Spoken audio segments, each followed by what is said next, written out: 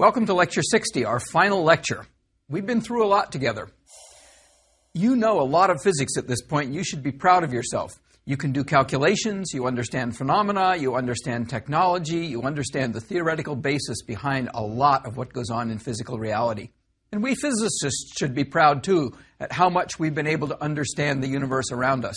But in this lecture, I'm going to take us in a different direction, because I'm going to give us a humbling surprise. And the surprise is this: we don't understand most of physical reality. This is a point I've kind of danced around briefly in the previous lecture, but now we're going to face it full on. We simply don't understand what most of the universe is made of. In particular, there is dark matter.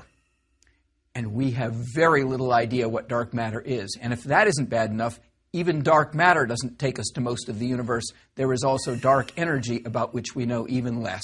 And so I'm going to end on a humbling note and leave you with how much more physics has to do if we're really going to understand our universe.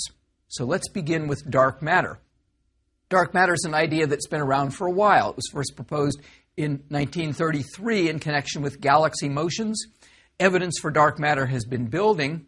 What we do know about dark matter, partly from our understandings of the formation of nuclei in the Big Bang that I described in the previous lecture, we know that the dark matter cannot be made of baryons. It cannot be made of the stuff, the neutrons and protons, the quarks, that ordinary matter is made of. So it's something new and something different. And several more or less routine possibilities like neutrinos and several other things that we know about have been pretty much ruled out. Let's look a little bit deeper at dark matter. First of all, what we know about dark matter is it doesn't interact electromagnetically. Therefore, it doesn't emit electromagnetic waves. That's why it's dark. It's not luminous. It's not part of the visible stuff that we see in the universe. Furthermore, because it doesn't interact with electromagnetic waves, it's transparent to light and other electromagnetic waves, so we can't detect it by its blocking of electromagnetic waves, even if it weren't luminous. So it's dark in both these senses. It has no electromagnetic interactions. We know that it doesn't interact via the strong force either, the force that binds quarks to make nucleons and nucleons to make nuclei. And that means we can't detect dark matter with interactions involving either electromagnetism or the strong force. It has very limited interactions, if it interacts at all, with atomic nuclei. It does interact gravitationally. It is, after all, matter. And matter has mass, and mass is the source of gravity. So dark matter does interact gravitationally, and that's pretty much how we know about it, and that's pretty much all we know about it. It may be that dark matter also interacts via the weak force. Maybe, maybe not. It depends on what the particles are that comprise dark matter, and we simply don't know. But if it did interact via the weak force, we would have indirect means of detection. The prime candidates for dark matter are particles called WIMPs, weakly interacting massive particles. And they go beyond the standard model. They're not something that's predicted by the standard model of particles and fields that we talked about back in Lecture 58. There have been no confirmed detections of dark matter. However, there are quite a number of different dark matter searches going on around the world, and there have been some tantalizing hints that haven't risen yet to the level of statistical certainty. So it may well be that by the time you're watching these lectures, or maybe a year or so beyond, that we will have a firm confirmation of a dark matter particle, and that will open the door to our understanding what dark matter really is. How do we know that dark matter exists? Well, we've had evidence of various sorts. First of all, when we observe galaxies get together in clusters of galaxies. When we observe galaxies moving around in clusters, their motions are not consistent gravitationally with the amount of visible matter we see and with the amount of invisible dust that we can infer is in these clusters, and so on.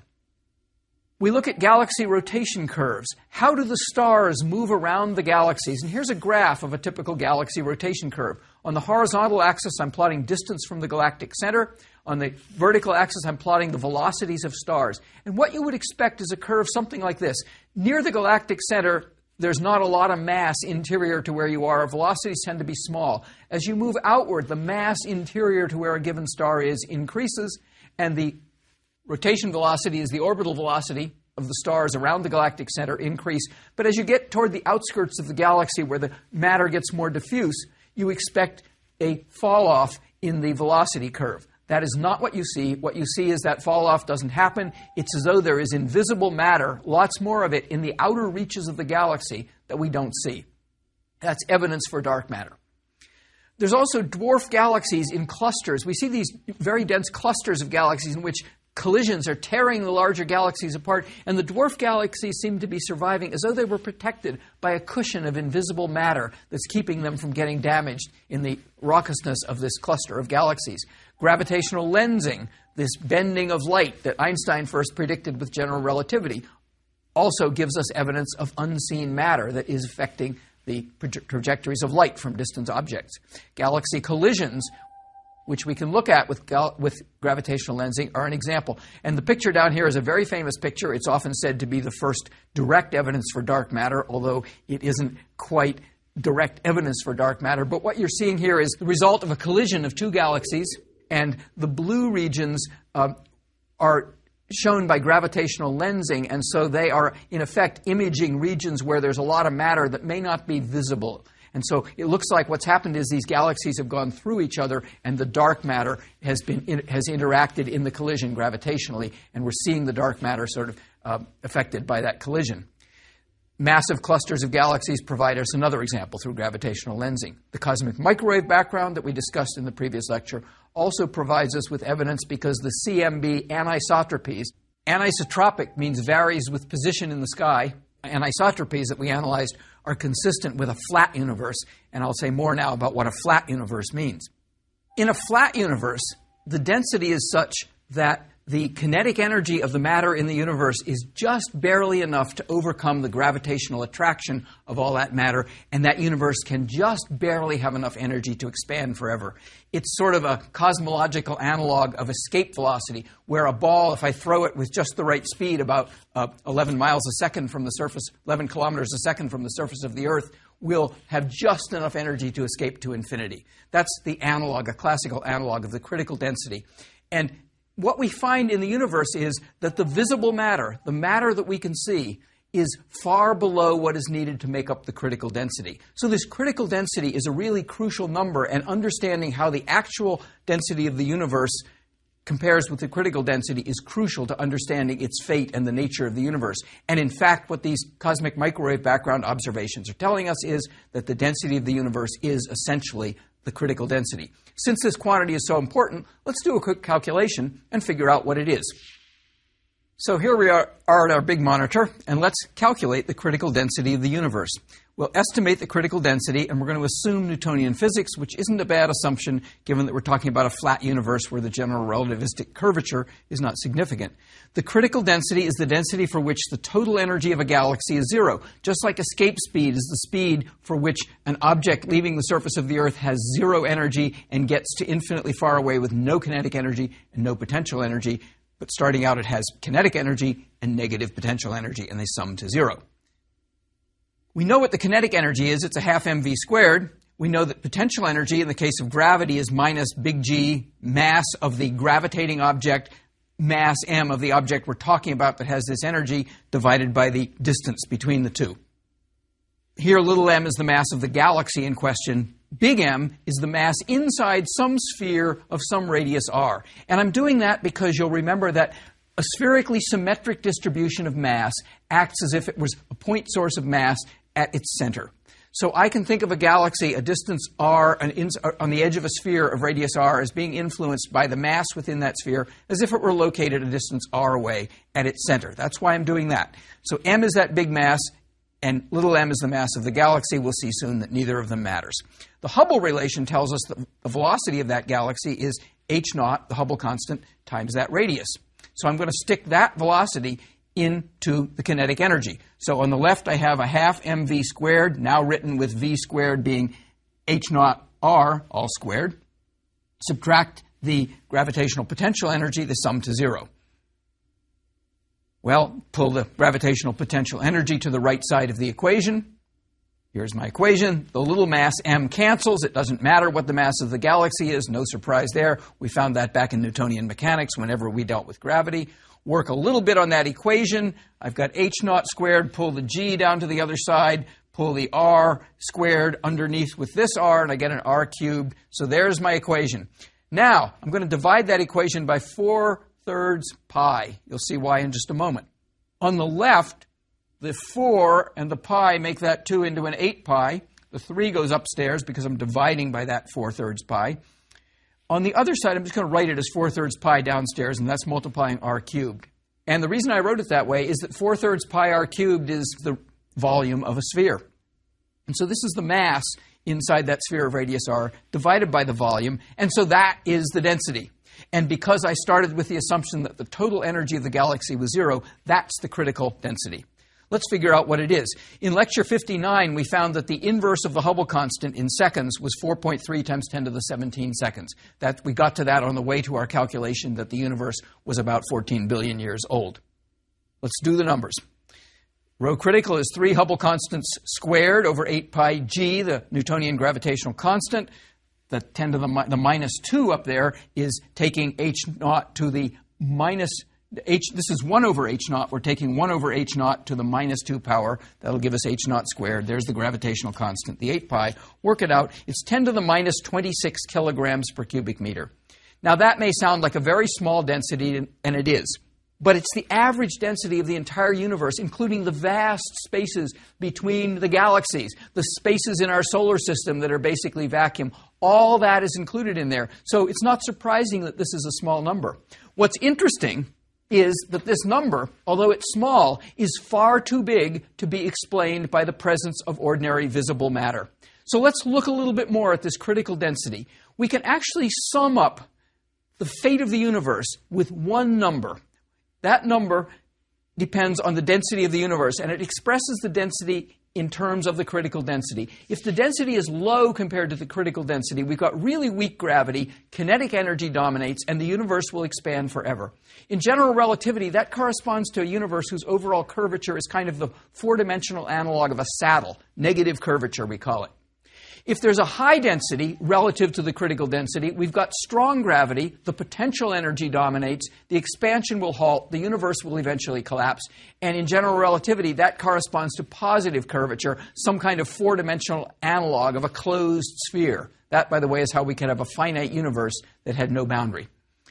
If we're right at the critical density, we have 0 total energy, and in general relativity, that corresponds to a universe whose overall structure is flat, even though it may be curved very highly near things like black holes, more weakly during things like the sun, near things like the sun, but basically, overall, the universe is flat. So we now know that the universe is, in fact, close to the critical density. We want to now calculate, or we want to look at what that means for the fate of the universe. And this is all summed up with a single parameter. It's given the letter capital Greek omega. And omega is simply the ratio of the actual density of the universe to the critical density of the universe. And we know from these studies of the cosmic microwave background that we in fact seem to live in a flat universe where omega is 1. So the value of omega summarizes the entire fate of the universe. In one number, we've wrapped up the universe. Omega equals 1, and we are quite sure from observations, and this has only been known with any certainty since about the year 2000, that omega is essentially 1. So the density is the critical density, because omega is the ratio of the density to the critical density. Now, here's what observations tell us. Remember, the visible matter that we can see has much lower density. In fact, it has a density that's less than about 5% of the critical density. And what that means is that the ordinary visible matter can make up at most about 5% of the stuff that there is in the universe. We need lots more stuff to make up the other 95%. The visible matter simply won't do it. Visible matter, the hot glowing stars, the clouds of gas that occupy galaxies, the planets in our solar system, our own sun, us, add that all up and you get only 5% of the critical density. So the conclusion is there has to be some dark stuff that is not visible matter, and it has to be that the density parameter for the universe, this omega, which we know from observations is equal to 1, is a sum of 2 omegas. One is the omega due to visible matter, and one is the omega due to dark stuff. And the omega due to visible matter is about 0.05, and the omega due to dark stuff has got to be about 0.95. And so that is why this lecture is so humbling, because most of the universe, about 95% of it, is stuff we don't understand. And we're going to spend the rest of this lecture looking at that stuff. The extra monkey wrench in all this is the new thing we discovered around 1998, which is cosmic acceleration. Because according to general relativity, no matter, whether it's visible or dark, can explain cosmic acceleration. Because what matter does is to attract itself, according to Newtonian gravitation, to curve space-time according to Einsteinian gravitation. And either way, the effect is basically as if there were an attractive force between matter. What cosmic acceleration that began 5 billion years ago requires is some kind of repulsive gravity. How could that possibly be? We need this anti-gravity. We need some kind of repulsive interaction. How do we fit that within our theories of gravity? It requires a new form of invisible, not matter, matter won't do it, but a new form of invisible energy, and that's called dark energy. So now we've got dark matter, and we've also got dark energy, and the CMB anisotropies tell us something else. They tell us that dark matter isn't enough to do it. Dark energy is the dominant mass energy in the universe. In this era of accelerated expansion, at least, dark energy dominates. There was an earlier epoch in the universe, before about 5 billion years ago, which quite coincidentally, and with no relation to this, is about when the Earth formed. There was a time earlier when matter dominated. Dark matter, probably, but matter. Now dark energy dominates. It's the dominant mass energy in the universe, and we know this again from those cosmic microwave background observations. So now we have to write that the density parameter, omega, which we believe observationally to be 1, consists of omega of matter, and I'm lumping dark matter and regular matter into that omega of matter, plus omega of dark energy, and that omega of dark energy is most of it. We'll see just how much in a moment. How would this dark energy work? Here's Einstein's gravitational equations from lecture 49. Equations, because remember, it's 10 of them. And again, we didn't do much with this equation, but again, what it says is that space-time geometry depends on the presence of mass and energy, and if you have mass and energy, you get this attractive force between masses, the force we call gravity. Well, it's not really a force in general relativity, but let me talk in Newtonian terms to make it easy. However, as I pointed out at that time but didn't write explicitly, the mass energy includes pressure. Now, pressure normally is sort of a form of internal energy, and it would simply add to the mass energy and add to this attractiveness. But there's a special kind of energy associated with the vacuum. There must be energy in the vacuum. This is equivalent to this fudge term that Einstein had added to the equation, and that I'm not showing here. It's required by the uncertainty principle because it requires sort of random fluctuations. We can't know that the vacuum has zero energy. It has to have a minimum energy called the 0-point energy. And it exerts a negative pressure. And that gives rise to a repulsion in Einstein's gravitational equations. If that mass energy T term on the right, which includes pressure, got negative, then gravity would become repulsive. And that's the kind of thing we think has happened. And we can either handle it thinking about it this way or sticking this extra cosmological term in Einstein's equations. We aren't actually sure what the dark energy is, so we don't know exactly how it fits into the equations. It actually looks pretty close to the term Einstein came up with in 1917, but we aren't sure yet. But how would you get a negative pressure? What does a negative pressure mean? Let me give you an analogy that helps us to understand this. Here from lecture 25 is a piston cylinder system we talked about a lot. There's an ordinary gas in it. It obeys the ideal gas law. Pressure times volume is the number of molecules times that Boltzmann constant times the temperature. Now suppose that gas does work on that piston, letting it rise up, increasing its gravitational potential energy. And this is an insulated cylinder, so no heat can flow in, so there's no new source of energy. Where did the energy come from that lifted the piston? It came at the expense of the internal energy of the gas. So the internal energy of the gas went down as the gas did work and expanded. That's all we need to remember from lecture 25 for this purpose. And that's an ordinary gas, and an ordinary gas most certainly exerts what we would call positive pressure. It's pushing up on that piston. Now let's look instead at a cylinder system containing a vacuum. Now remember, the vacuum is not quite empty. It's got this energy density, and the energy density of the vacuum turns out probably, we're not sure of this, but probably to be constant. It doesn't change. And so what happens is, if the vacuum does work on that piston, in other words, if the vacuum expands, if there gets to be more vacuum, the energy density stays the same, but there's now more volume, and so there's actually more energy. And so the energy does not go down with expansion, but rather goes up. And by the analogy in this picture, That's the opposite of what happens with an ordinary gas with positive pressure. And that is the origin of the negative pressure and the repulsive effect of this mysterious dark energy. Even though we don't understand it fully and know what it is, we do know that it has a negative pressure and that therefore it causes gravity to become repulsive. And in eras in the universe when dark energy dominates, the repulsion is the main thing that's going on. And that's why we're getting the accelerated expansion of the universe today. Well, let's wrap up by looking at some of our constraints on understanding the composition of the universe, and then I'll give you just a few hints about where physics is likely to go in the future from here. Here's a diagram in which I'm plotting on the bottom axis omega sub m, omega of matter. And on the vertical axis, I'm plotting omega of dark energy.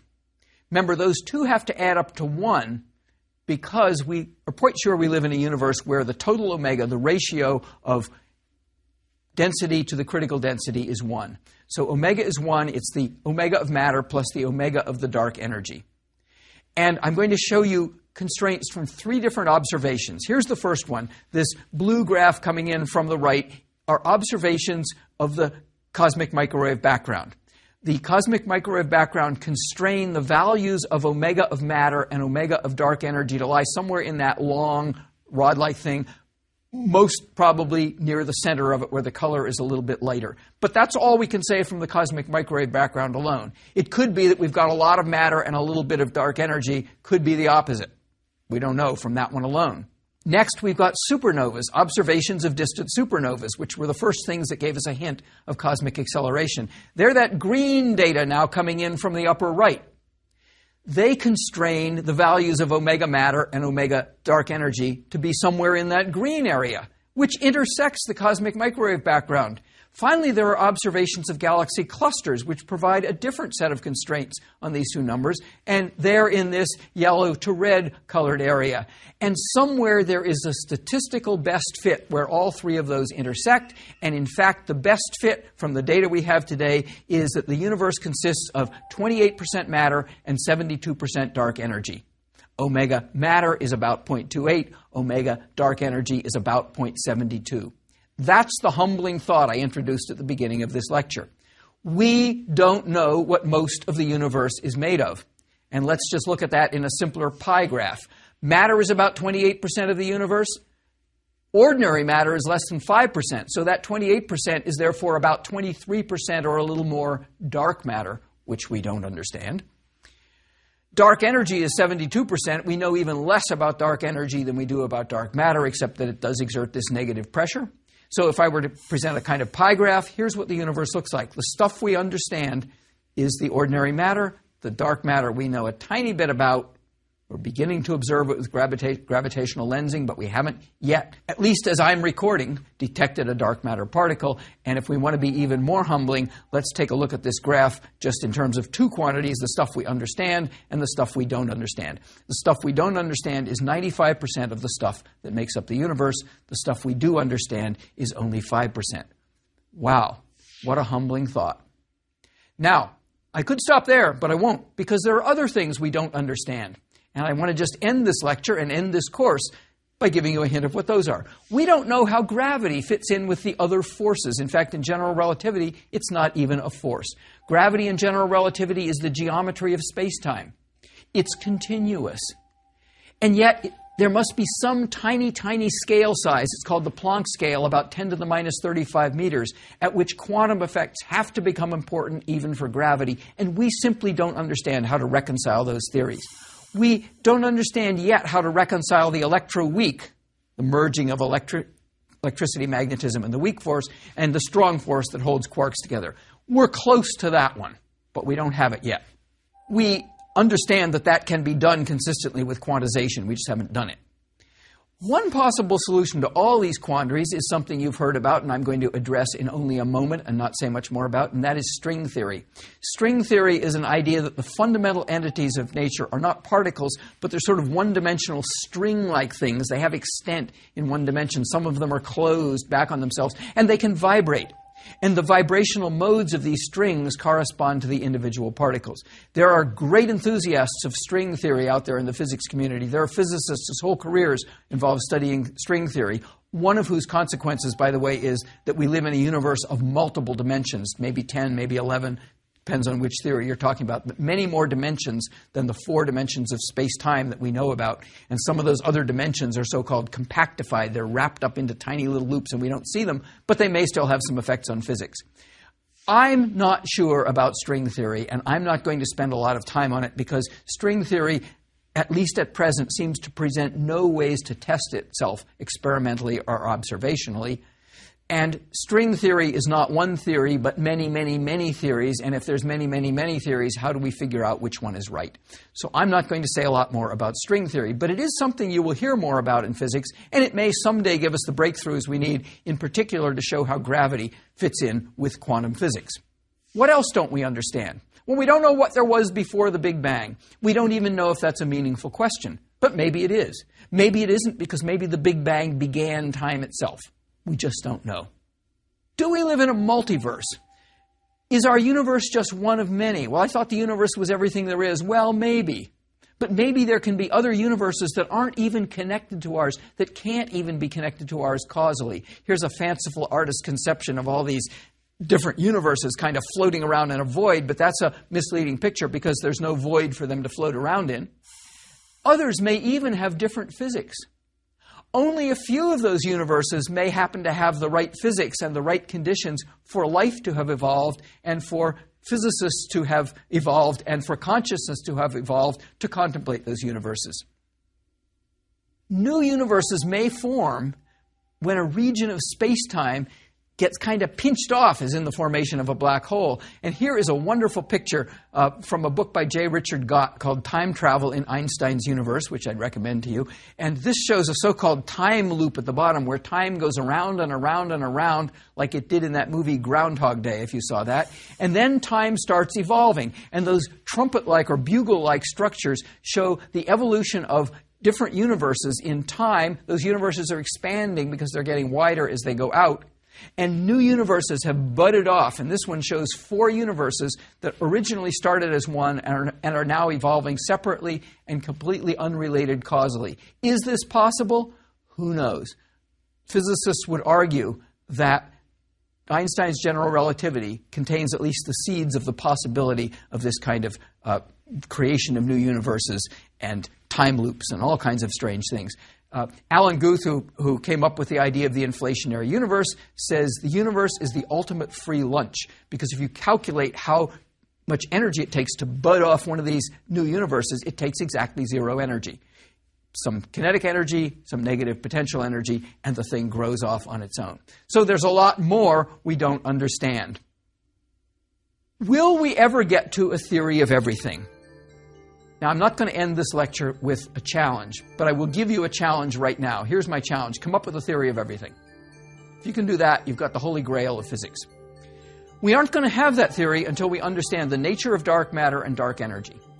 We aren't going to have that theory until we've reconciled general relativity and quantum physics. We aren't going to have that theory, I believe, until we at least have a feel for how these emergent properties arise, and I don't know if we're ever going to have a theory of everything that will let us understand the more complex emergent properties, particularly consciousness. Well, there's plenty of physics left to do. We're going to be kept busy for a long, long time. There's a lot we don't understand, and let me end with John Archibald Wheeler's famous cartoon again of the universe that wonderfully evolved consciousness, and consciousness is looking back and observing that whole evolution of the universe, and that's what this course has been. Thanks for coming along. I've enjoyed it. I hope you have.